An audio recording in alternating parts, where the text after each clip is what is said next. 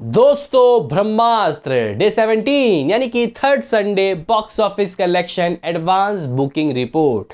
Advance booking में इसने अपने तीसरे संडे कितना कमाया आज के इस वीडियो में हम लोग जानेंगे।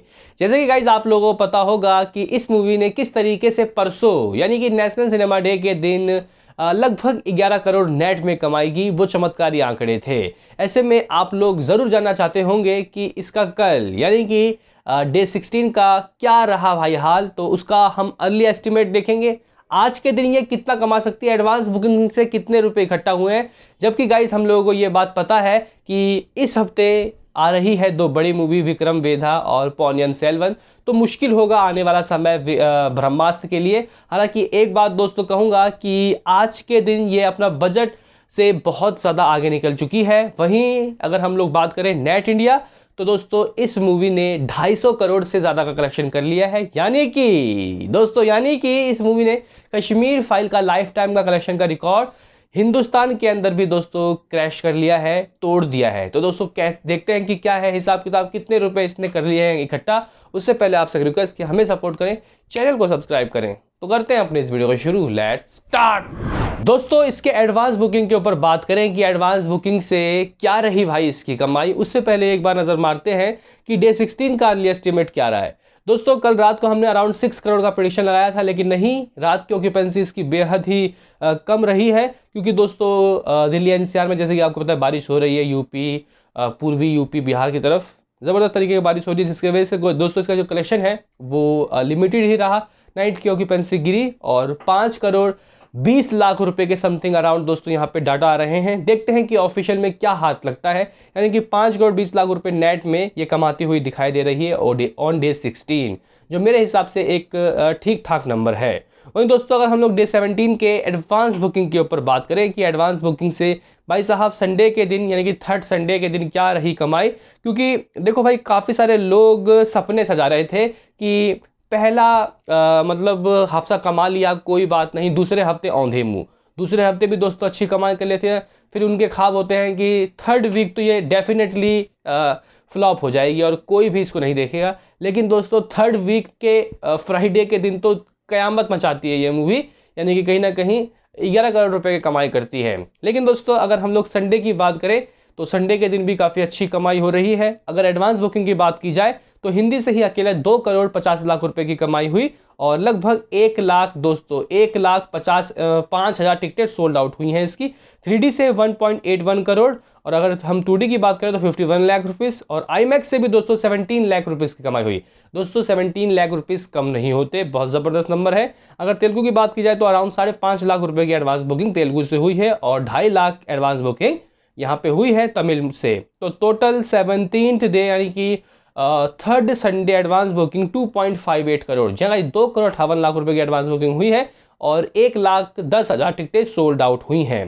दोस्तों अगर मैं आपको कल का बताऊं एडवांस बुकिंग क्या था तो 2 करोड़ 44 लाख रुपए, यानी कि बहुत ज़्यादा तो नहीं है, लगभग 10-20 लाख रुपए ज़्यादा एडवांस बुकिंग हुई है संडे के दिन।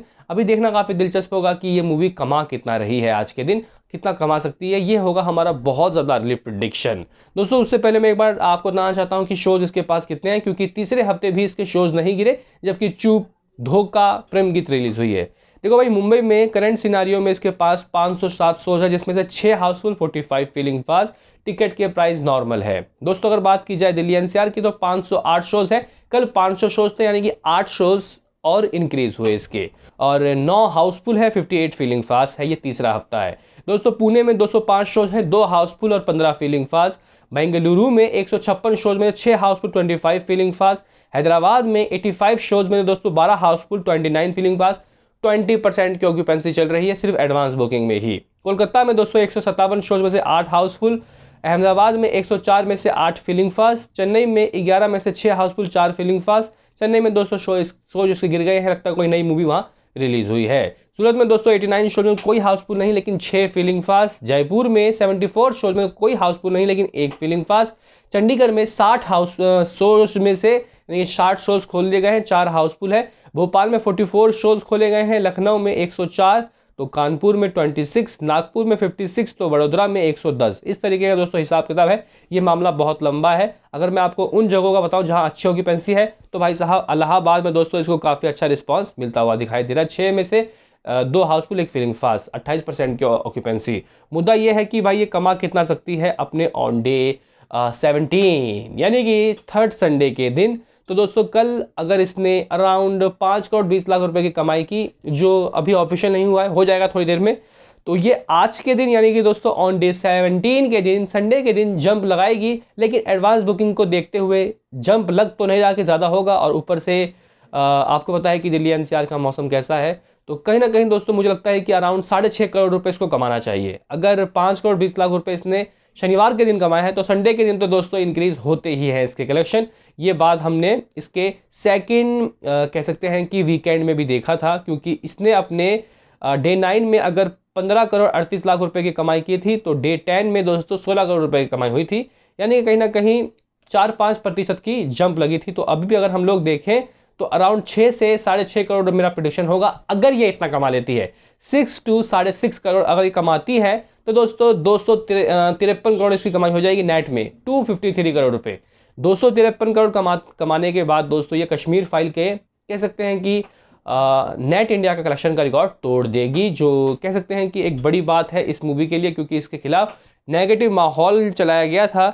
लेकिन दोस्तों आप एक बात मुझे बताओ, आप लोग देख रहे हो कि बाइकॉट गैंग वाले आप दिखाई नहीं दे रहे। लिटरली गाइज, जो चलता था ना कि बाइकॉट कोई भी अपकमिंग मूवीज़ के टैग लाइन 1 महीने पहले ही आ जाते थे, जैसे कि थैंक गॉड, उतना नहीं दिखाई दे रहा, क्योंकि ब्रह्मास्त्र ने भाई साहब उनका खेल ख़त्म कर दिया है। और जिस तरीके से कहीं जो कसर थी, वो तो फ्री वाले दिन पता चल गया कि आखिर जनता किसकी तरफ है। यानी कि 75 वाला, फ्री कहना तो गलत होगा, 75 रुपीज़ वाला जो टिकट है उसको देखने के लिए लोग बहुत उत्सुक थे। यानी कि बाइकॉट गैंग वालों की बात नहीं मानी गई। आपका क्या कुछ है इस पे कहना, बताओ कमेंट में। मिलते हैं किसी नेक्स्ट वीडियो में, अभी के लिए इतना ही।